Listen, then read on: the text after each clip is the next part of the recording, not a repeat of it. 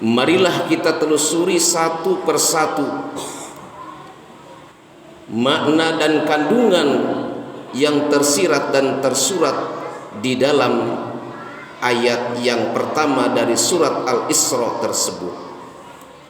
Semoga menjadi ilmu yang bermanfaat fid dini wad dunya wal akhirah. Subhana, maha suci Allah.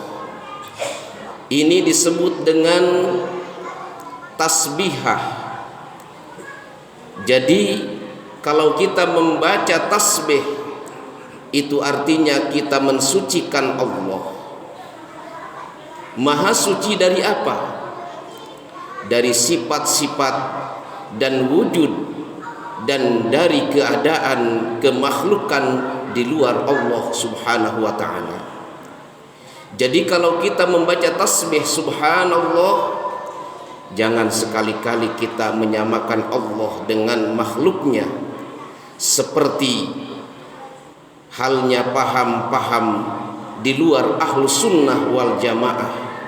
Di antaranya yaitu paham kaum mujassimah dan kaum musabbihah. Mujassim adalah satu kelompok yang menjisimkan atau menyerupakan Allah, atau mensifatkan Allah, atau menyerupakan Allah subhanahu wa ta'ala dengan jisim atau fisik.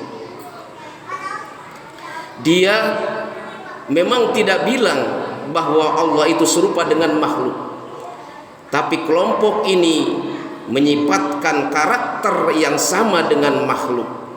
Ini disebut firqah mujassimah di luar firqah ahlu sunnah wal jamaah, yaitu firqatun najiyah. Seperti keyakinan mereka, Allah itu punya mata, tetapi tidak serupa dengan mata.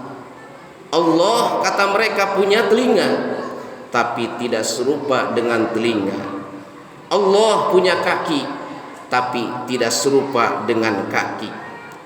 Allah bahkan menurut mereka duduk bersemayam di atas aras. Menurut akidah Ahlussunnah wal Jamaah, Allah bukanlah fisik, Allah bukanlah jisim atau eksistensi fisikal yang mempunyai volume, baik itu volume kecil, besar, dan seterusnya. Imam Ahmad bin Hanbal, salah satu pendiri dari 4 madhab, yaitu madhab Hambaliyah, dengan tegas beliau mengatakan, innal asma'a ma'hudatun minas syari'ati wal lughah, wa ahlul lughati wadu'u hadal asma' ayil jisma ala ditawilin wa ardin wa samkin wa tarkibin wa suratin wa ta'lifin, wallahu kharijun an dzalika kullihi ay munazzahun anhu.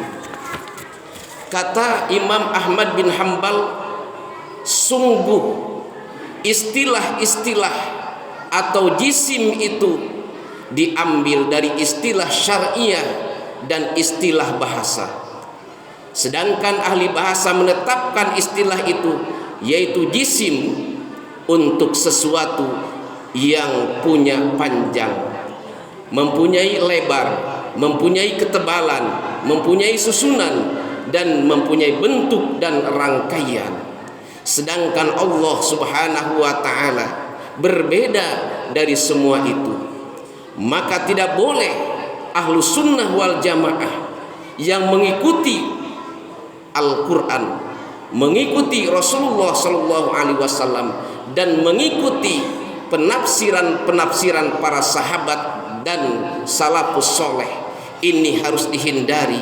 Mengakui, menetapkan bahwa Allah itu berjisim atau berfisik. Wallahu munazzahun an dzalik, dan Allah subhanahu wa ta'ala maha suci dari yang mereka sifatkan. Hadirin jamaah Jum'ah rahimakumullah, Ketika kita membaca subhanallah, berarti kita mensucikan Allah Subhanahu wa ta'ala. Jadi ketika kita membaca subhanallah, jangan sekali-kali pikiran kita ada gambaran Allah seperti makhluk.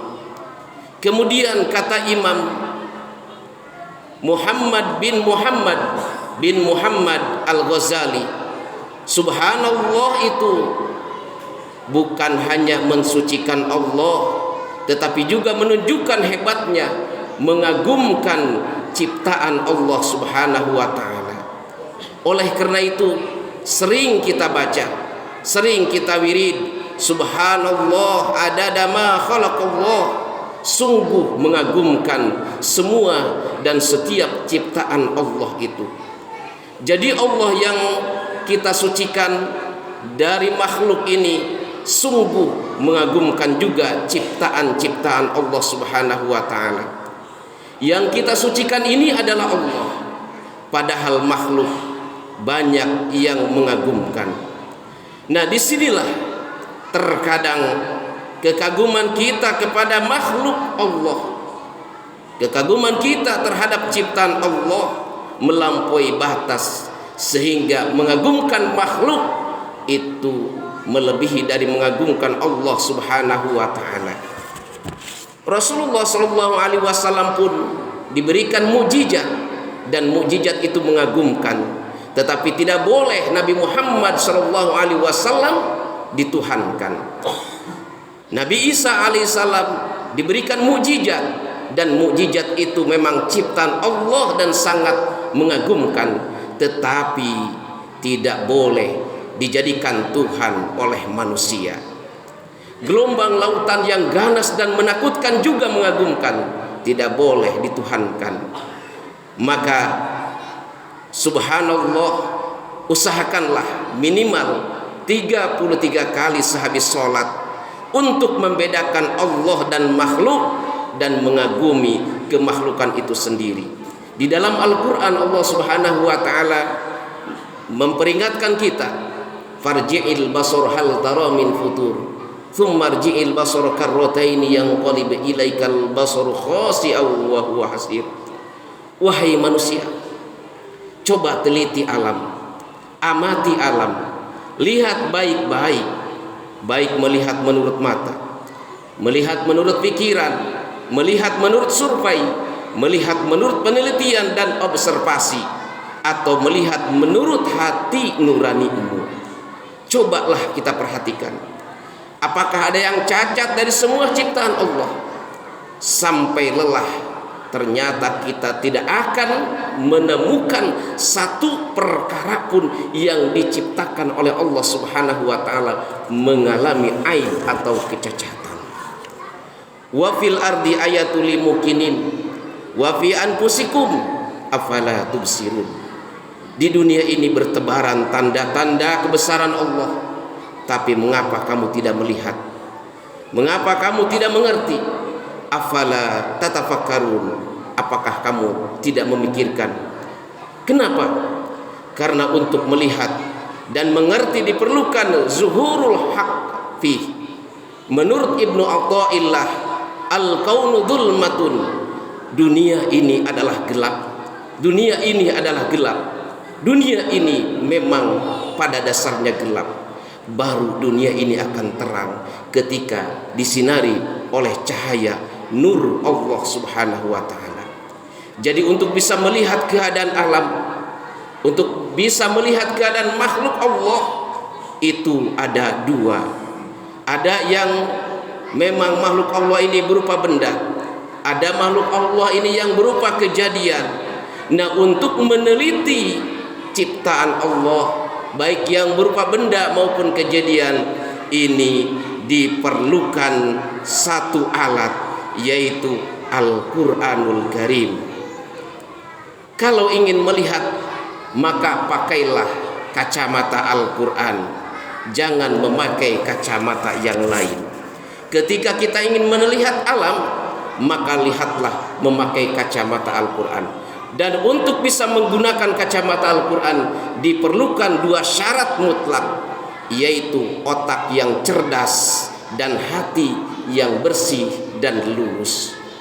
Otak yang cerdas itu akan menjadi orang yang pintar, sementara hati yang bersih akan menjadi orang yang benar. Banyak orang-orang yang kurang pintar tetapi otaknya cerdas, akhirnya dia menipu orang. Banyak orang yang benar dan lurus tetapi otaknya kurang cerdas, akhirnya banyak ditipu orang di mana-mana. Dalam tahun ini sarjana ribuan dari seluruh fakultas, baik itu fakultas ekonomi, fakultas pendidikan, fakultas komunikasi, ternyata bila semua ini tidak ditunjang dengan hidayah Allah Subhanahu wa taala melalui saluran Al-Qur'an, maka ilmu-ilmu yang dilahirkan dari berbagai fakultas hanya melahirkan kecerdasan, belum tentu melahirkan sebuah kejujuran, sebuah kebenaran, dan sebuah keadilan. Maka untuk melihat alam ini, marilah kita sama-sama belajar mengasah otak kita dan membersihkan hati kita agar benar-benar ciptaan Allah Subhanahu wa taala yang maha indah ini, yang maha mengagumkan ini benar-benar terasa manfaat bagi kehidupan kita. Hadirin jamaah Jumat rahimakumullah, benar sekali apa yang disabdakan oleh Rasulullah sallallahu alaihi wasallam, man izdada ilman wa lam yajdad huda lam yajdad minallahi illa bu'da.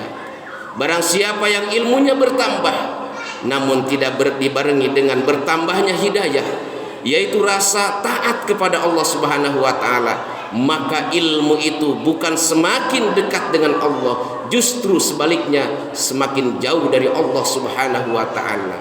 Maka kalau ilmu yang kita miliki, harta yang kita miliki, jabatan yang kita miliki, kalau tidak dibarengi dengan hidayah Allah Subhanahu wa taala, maka ilmu itu pasti akan dipakai, dipergunakan kepada hal-hal yang sia-sia, bahkan merugikan orang lain. Tapi kalau ilmu itu dibarengi dengan hidayah Allah, ilmu itu akan terasa bermanfaat bagi alam dan lingkungan. Jabatan kalau dibarengi dengan hidayah Allah, maka jabatan itu akan dipakai untuk menolong orang banyak. Harta kekayaan jika dibarengi dengan hidayah Allah, maka harta kekayaan itu akan dirasakan oleh orang lain. Mudah-mudahan apapun yang Allah titipkan kepada kita, ilmu, pangkat, jabatan, kedudukan, status, maka kita perlu memohon hudan, yaitu petunjuk dari Allah Subhanahu wa taala, agar ini menyelamatkan kita dari dunia dan akhirat. Amin ya rabbal alamin. Maka dengan subhanallah, maha suci Allah, marilah kita hapus, hilangkan, lenyapkan dalam hati kita prasangka bahwa Allah ini ada di satu tempat, Allah ini berkedudukan, Allah ini di atas dan selain. Marilah kita telusuri satu persatu makna dan kandungan yang tersirat dan tersurat di dalam ayat yang pertama dari surat Al-Isra tersebut. Semoga menjadi ilmu yang bermanfaat fid dini wad dunya wal akhirah. Subhana, maha suci Allah. Ini disebut dengan tasbihah. Jadi kalau kita membaca tasbih, itu artinya kita mensucikan Allah. Maha suci dari apa? Dari sifat-sifat dan wujud, dan dari keadaan kemakhlukan di luar Allah Subhanahu wa ta'ala. Jadi kalau kita membaca tasbih subhanallah, jangan sekali-kali kita menyamakan Allah dengan makhluknya, seperti halnya paham-paham di luar ahlu sunnah wal jamaah. Di antaranya yaitu paham kaum mujassimah dan kaum musabbihah. Mujassim adalah satu kelompok yang menjisimkan atau menyerupakan Allah atau mensifatkan Allah atau menyerupakan Allah Subhanahu wa taala dengan jisim atau fisik. Dia memang tidak bilang bahwa Allah itu serupa